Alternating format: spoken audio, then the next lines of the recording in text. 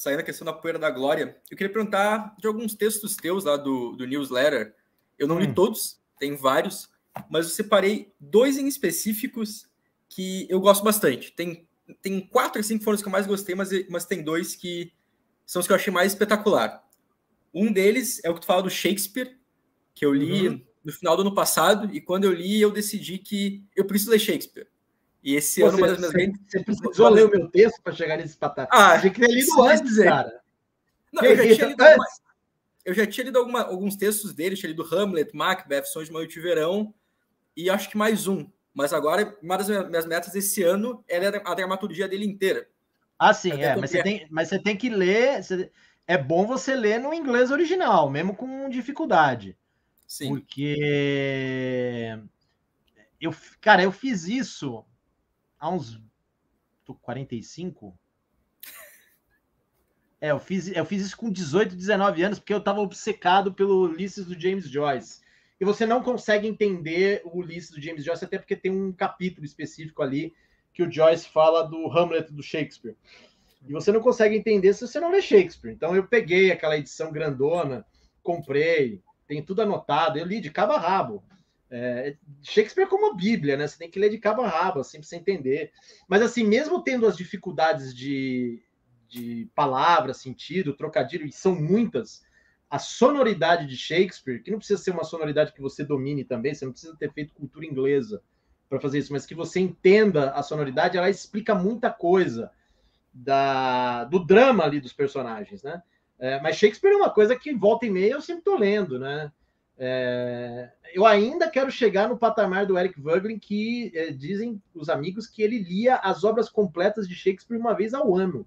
Aí é complicado. Não, né? Era o Eric Voegelin, né, cara? Entendeu? Sim. Então, mas todo ano ele lia as obras completas de Shakespeare uma vez ao ano. Mas Shakespeare, assim, eu tô aqui agora,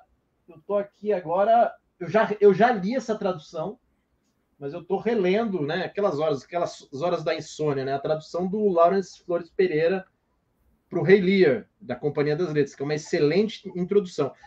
A tradução é muito boa. A introdução é mais ou menos. Ele bota aqui umas coisas meio woke culture no meio, mas a tradução é muito boa, né? Então Shakespeare para ler, né? Enfim, a vida inteira. Mas desculpa, te interrompi. Enfim, daí te pedi para comentar um pouco desse texto. A tradução que eu peguei, eu acho que é a mesma que tu usa como referência no texto, que eu acho que é da Bárbara. Ele adora. Isso, que ela tem uma caixa gigantesca que é toda a dramaturgia dele. Enfim, que acho que ela era a grande especialista dele. Não. Uou, calma aí. A Bárbara Eleodora, uma senhora crítica, realmente conhecia muito. Deus a tenha, né? Enfim, morreu velhinha. Tem livros impecáveis sobre Shakespeare, falando de Shakespeare, o homem político em Shakespeare. Conhecia, sendo nenhum, mas você não pode esquecer do Carlos Alberto Nunes, que traduziu também o Shakespeare. Tá? Inclusive, eu acho que tem uma outra edição, acho que dá melhoramentos.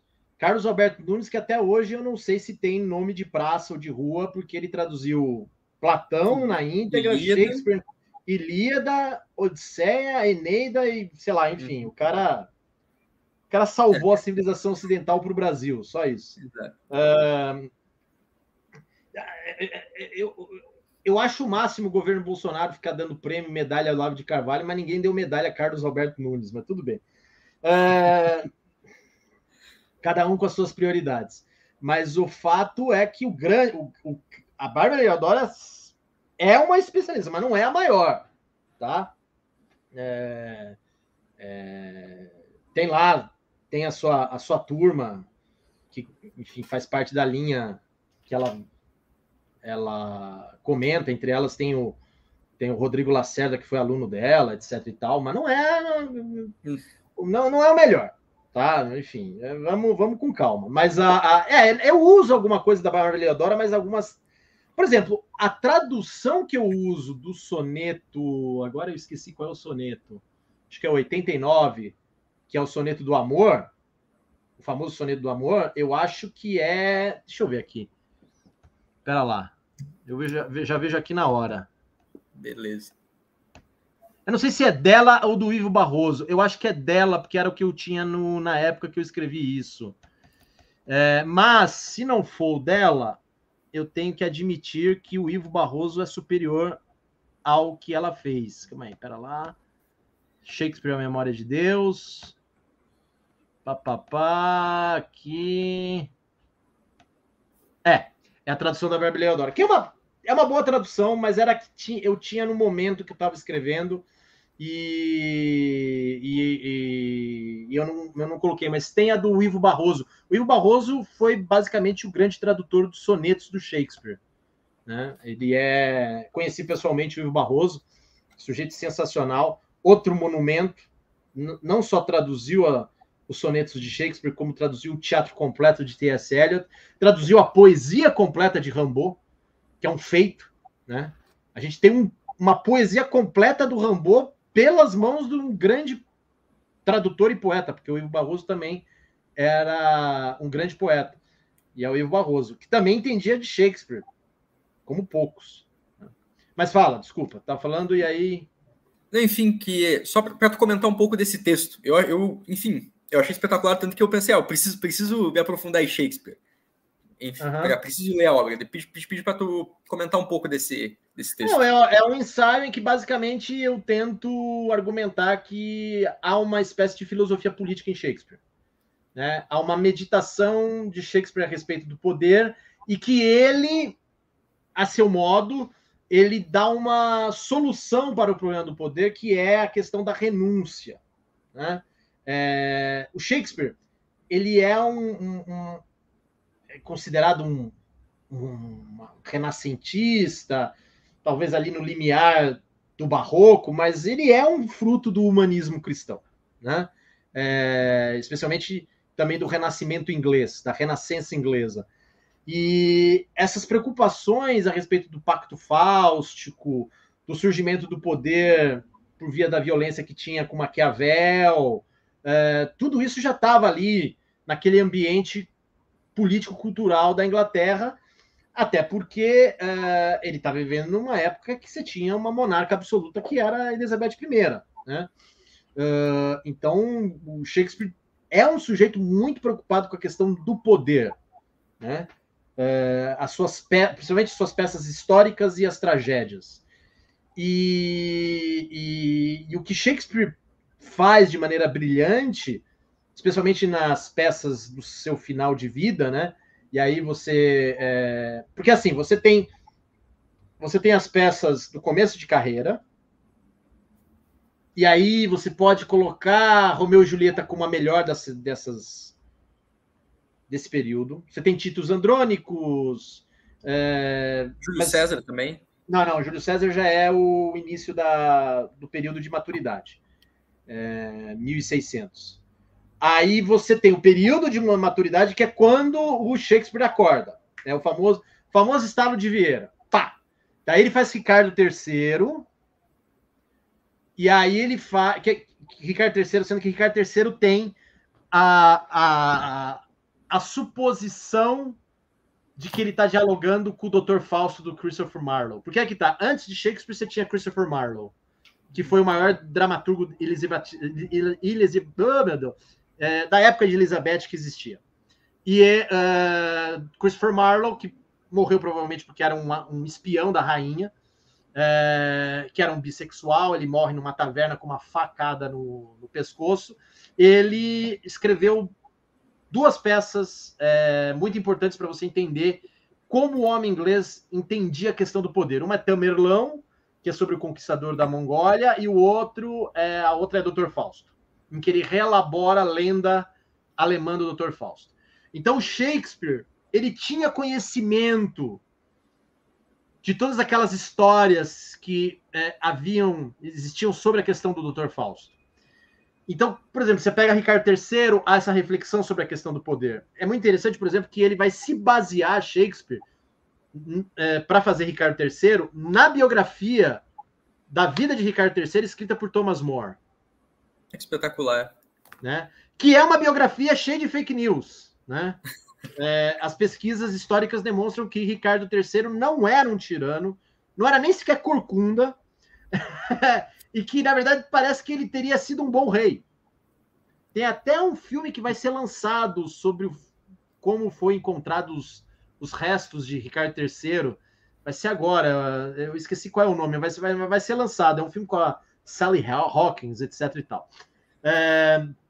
E Ricardo III é também uma reflexão sobre o poder. E aí você tem as grandes peças do meio, que você tem ali, né, a Júlio César, as comédias, principalmente Sonho de uma Noite de Verão, que é uma notável reflexão sobre o desejo, né?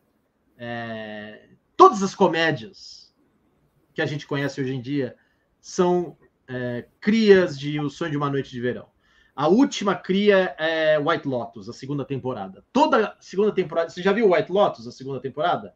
Não vi White Lotus. É a minissérie da HBO. Então, toda a segunda temporada de White Lotus é calcada em Sonho de uma Noite de Verão. Entendeu? Aí você tem Júlio César, que é uma peça que até hoje poucos falam que é uma peça a favor do cara que esfaqueou o César. É verdade, tanto que no final o Marco Antônio homenageia ele. Não, fala Brutus era um homem honrado. Um homem honrado. Né? E você sabe que foi por causa dessa peça que o John Wilkes Booth se inspirou para matar o Abraham Lincoln. Ah, é? Isso eu não sabia. Porque era divulgada Júlio César como entre os revoltosos da União, né? No caso, é que o Wilkes Booth não era necessariamente um sujeito do Sul, mas como dentro dos Estados Unidos ainda tinha a impressão acertada, a meu ver, de que Lincoln estava quase se tornando uma espécie de novo César, eles distribuíam Júlio César, a peça, para todo mundo. E aí o John Wilkes Booth, ele vai inspirado no Brutus e no Cícero. Porque... Não, Cícero. Mas o Cícero ele não é dos conspiradores. Não é porque morreu antes. É verdade. Mas ele escreve discursos contra o César e ele antevê. Eu estou falando historicamente, eu não estou falando na peça. A peça é Cássio, você tem razão. Ah, sim. Mas o Cícero, ele prevê que aquilo que Júlio César está fazendo com a República vai terminar numa tirania que vai dar no Império. Ele prevê isso, é por isso que ele é assassinado, inclusive. Só que Cícero foi, basicamente, o maior inspirador da República Americana. Entendeu? Se você pega as cartas de John Adams para o George Washington, Benjamin Franklin, Thomas Jefferson, é notório a presença de Cícero. Cícero é o modelo, por exemplo, para o grande sujeito que inspirou não só a Revolução Americana, mas a Revolução Francesa, que é John Milton. Né? Então, tem ali. Mas voltando a Shakespeare, você tem ali as peças do meio, e aí você tem Hamlet, por exemplo, é uma peça de transição entre o período do meio e o período final, que é considerado o período de velhice, né? O late period. E ali você tem... E que é uma peça que dentro da dramaturgia dele está praticamente no meio. Porque tem as suposições, né? Basicamente, essas suposições foram muito alimentadas pelo próprio James Joyce em Ulisses, e depois vários escritores tomaram esse princípio, vamos dizer assim, ficcional como algo válido, que Hamlet seria uma reflexão do Shakespeare sobre a perda do filho, que se chamava Hamnet. Tem até um livro recente publicado sobre isso que se chama Hamlet. E até tem um filme, né, do Kenneth Branagh, tem no Netflix, Tudo é Verdade, All It's True, que é exatamente sobre esse luto que o Shakespeare estaria sentindo com a perda do filho. Mas é também, por causa de Hamlet estar no meio ali da obra do Shakespeare, que você vai ter as duas peças mais sombrias e profundas sobre a questão do poder, que são Macbeth e Rei Lear. Né? Macbeth é, sem dúvida nenhuma, a peça mais sombria de Shakespeare. Ela é escura, ela é niilista, né? E há uma razão para isso acontecer, O meu próximo livro, A Disciplina do Deserto, que é sobre John Milton, há um capítulo inteiro em que eu disseco Macbeth com as circunstâncias do tempo e eu mostro como Macbeth ela vai influenciar, a peça vai influenciar o Paraíso Perdido de John Milton. Você não teria, por exemplo, o diabo, Satanás, que é, entre aspas, o herói de O Paraíso Perdido, do Milton, se não existisse o Macbeth de Shakespeare. E depois você vai ter a peça que é Rei Lear, que ela talvez seja tão sombria quanto Macbeth, mas ali já tem uma espécie de estoicismo que é um estoicismo muito próximo do Hamlet, né? Aliás, as duas peças terminam com frases semelhantes, né? Hamlet, o personagem chega à conclusão que estar pronto para a morte é tudo, né? The readiness is all. E o Rei Lear, ele tem essa frase também muito similar, que ripeness is all, né? Ou seja, estar maduro para o processo da morte. E aí você tem as comédias finais, entre elas uma obra-prima da comédia. Quando a gente fala comédia, não é para rir, né? É um gênero, na verdade, em que tudo que leva a ser uma tragédia vai terminar de maneira benéfica, por isso que chama comédia. Então, a Divina Comédia de Dante tem isso porque termina bem. Decamerão de Boccaccio é uma comédia porque termina bem. Não que não tenha risadas, mas também há sofrimentos, etc. Mas, fundamentalmente, as histórias terminam com a vitória do bem, né? Em relação às peripécias dos personagens. E aí você tem a grande comédia, que é Conto de Inverno, que é basicamente uma peça sobre a ressurreição, e termina Shakespeare com aquela que é o seu fecho, que é a Tempestade, né? Que ali há, de certa maneira, a solução para o dilema do poder, que é a renúncia, né? Próspero, o personagem principal de A Tempestade, está isolado numa ilha, ele está exilado porque ele era duque de Milão, foi traído pelos inimigos, no exílio ele aprende artes mágicas e tenta se vingar dos seus inimigos atraindo para a ilha, só que aí a filha vai estar junto, Miranda, a filha se apaixona por um dos conspiradores, tem dois demoninhos lá, Caliban e Ariel, na verdade Ariel é um anjo, Caliban que é o demônio, e esse palco todo vai criando uma situação em que você acha que Próspero vai matar todo mundo, ou alguém vai morrer, e nada disso acontece porque Próspero chega à conclusão que ele tem que abandonar a magia dele, né? Os livros de magia. E isso é uma referência do Shakespeare à magia do Dr. Fausto, à magia de Giordano Bruno, aos estudos de conhecimento anatômico de Leonardo da Vinci, enfim, todo aquele ambiente de renascença italiana que influenciou fortemente a renascença inglesa. Shakespeare pega isso e fala que, na verdade, o conhecimento, se você não estiver preparado para a finitude, não vale nada. E esse conhecimento envolve também lidar com o poder. Então, a melhor maneira de você lidar com o poder é justamente renunciando a ele. Nossa, é muito bonito isso. Só deixa eu destacar um comentário aqui rapidinho, que só vou botar aqui, que é muito bom, do Kuenai Leal. O Bruno vai ter que passar o Pix para pagar essa aula. Tem que passar para mim, não para os outros. Sim, né? Exato. E uma das coisas que eu refleti quando estava lendo, eu estou nas tragédias ainda do Shakespeare, o box lá ele é dividido em tomos. Uma das questões que eu fiquei pensando foi sobre... Então, mas Bruno, uma dica que eu dou para você. Você está lendo a edição da Nova Aguilar, né? Isso. O melhor é você ler cronologicamente. Cronologicamente? Você tem que pegar cronológica, não pelos boxes e pelos temas. Porque é o seguinte, existem duas grandes instituições inglesas que você precisa entender cronologicamente. A primeira é Shakespeare, a segunda são os Beatles. Tem perguntas sobre Beatles aqui. Não, porque é o seguinte, Shakespeare, quando você lê cronologicamente, você vai começar a entender a genialidade do Shakespeare. Porque o Shakespeare não era um gênio antes, ele era um cara normal. E aí, conforme ele vai evoluindo... será que Shakespeare era um lorde? Era um intelectual? Não! Shakespeare era um ator. Era um sujeito que tomava cerveja. Aliás, ele morre justamente porque ele tomou cerveja demais. Só que o sujeito, ele ele tá imbuído daquele ambiente cultural de tamanha força que não tem outra maneira para aquele sujeito, que é Shakespeare, que é um ator, que é um empresário, que precisa fazer dinheiro, incorporar tudo aquilo, e ele tem um lance genial, que é transformar aquilo em histórias. Veja bem, Shakespeare não está narrando, não está fazendo narrativa, ele está contando histórias. E quando você percebe isso cronologicamente, cara, você fala, porra, eu quero tomar cerveja com esse sujeito. O problema de você ler em boxes, né, na comédia, em tomos, é que vai criando um distanciamento de Shakespeare de tal maneira que você intelectualiza Shakespeare, quando Shakespeare é tudo menos intelectual.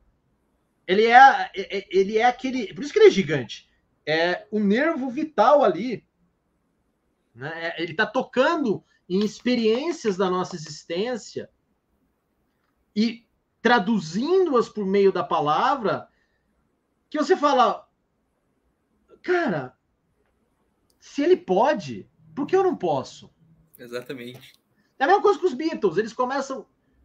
Gente, os Beatles fizeram And I Love Her, que é uma das piores músicas já feitas. É horrível. Tem outros piores, Não, tem Michelle, tem horrível, mas, cara, And I Love Her, pam, pam, pam, pam, horrível. Horrível. Cara, pra quem fez Sgt. Peppers, And I Love Her é lixo. Pra quem fez Something. Hã? Pra quem fez Something, que pra mim é a melhor música que os Beatles lançaram. Mas calma aí. Uma coisa são os Beatles, outra coisa é George Harrison. Justo. Tá? É isso. Né?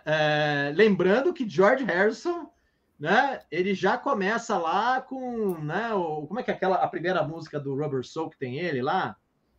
Porra, agora a primeira dele ou a primeira do Rubber Soul? A primeira do Rubber Soul é Drive My Car.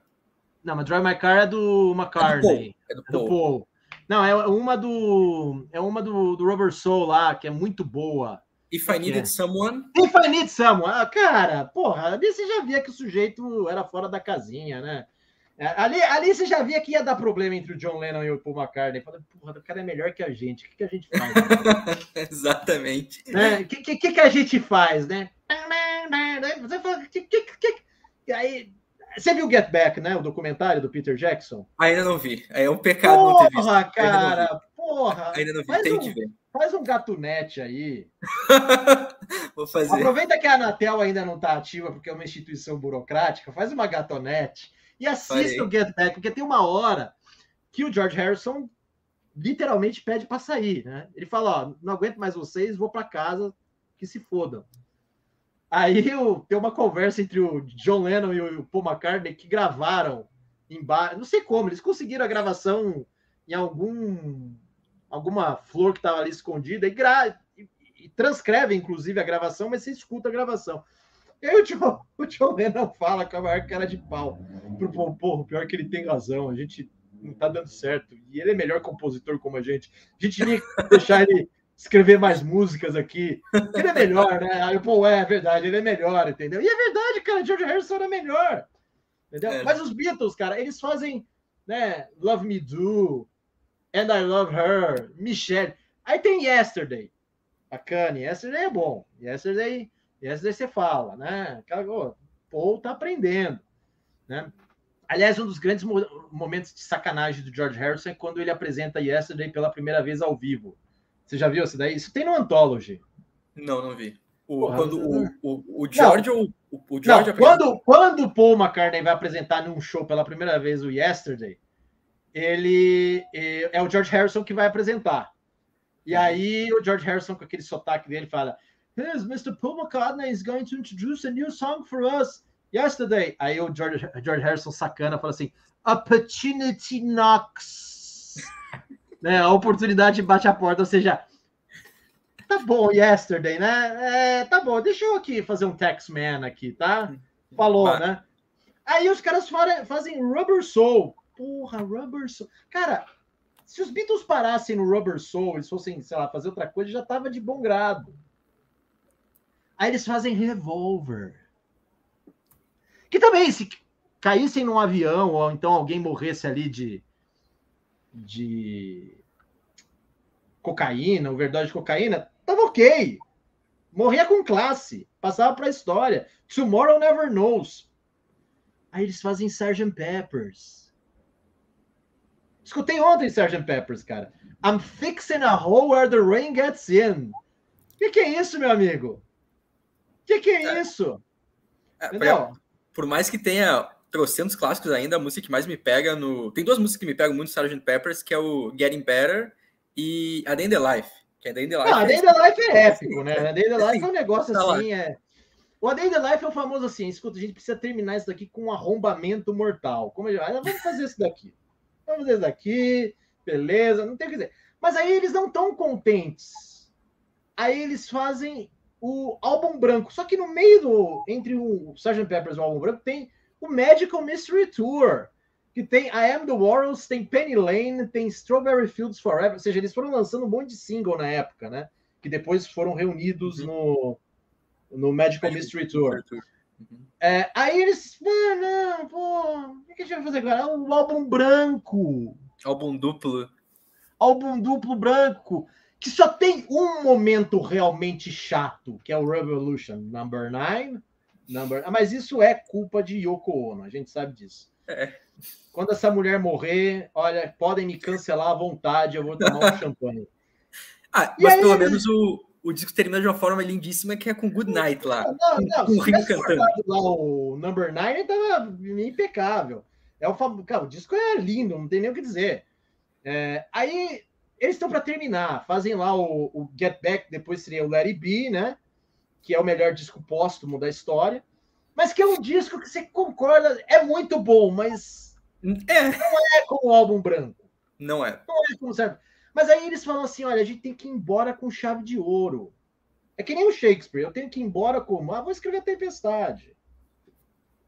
Né? É que nem o Stanley Kubrick, como é que eu vou embora? Com Eyes Wide Shut.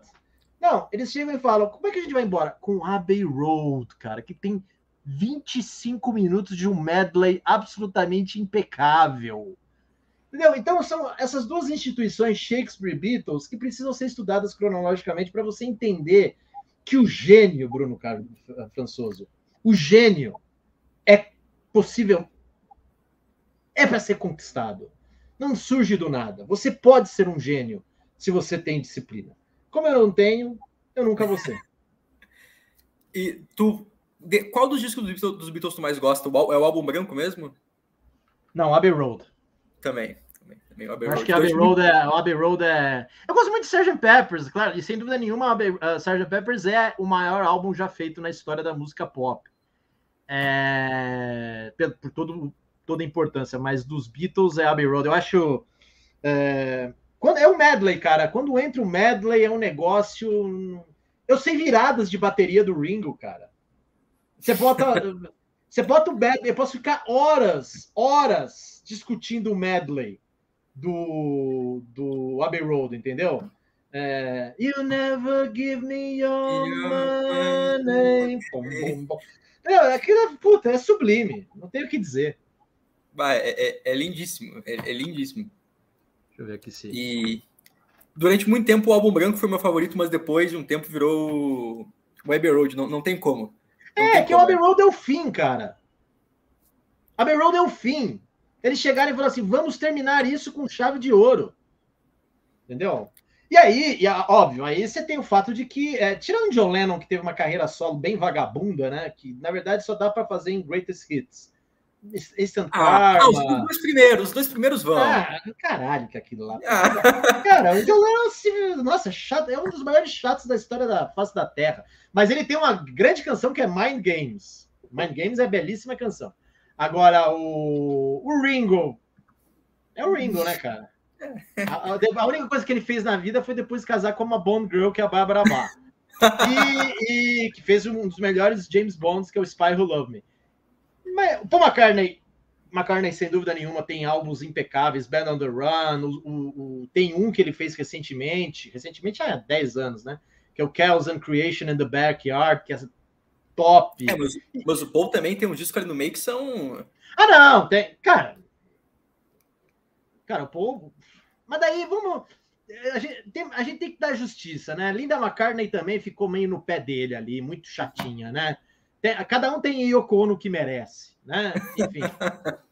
Enfim, mas o último álbum do McCartney, que é o McCartney 3, é excelente. É excelente. Agora, George Harrison fez All Things Must Pass, que é a melhor coisa que um Beatle fez comparado aos outros Beatles. Living in the Material World, cara, Cloud9, cara, pô. Não, e tem uma coisa que é sensacional. George Harrison tinha um senso de humor incrível. Incrível, humor negro puro. E ele era o único cara que ele conseguiu os respeitos de todos os sujeitos mais mal-humorados da música. Willie Nelson, Chris Christopherson. Não, Bob Dylan. Bob Dylan, Roy Orbison. Até que depois eles fizeram um grupo, que é o Traveling Wilburys, que é um grupo sensacional, que durou só 2 álbuns.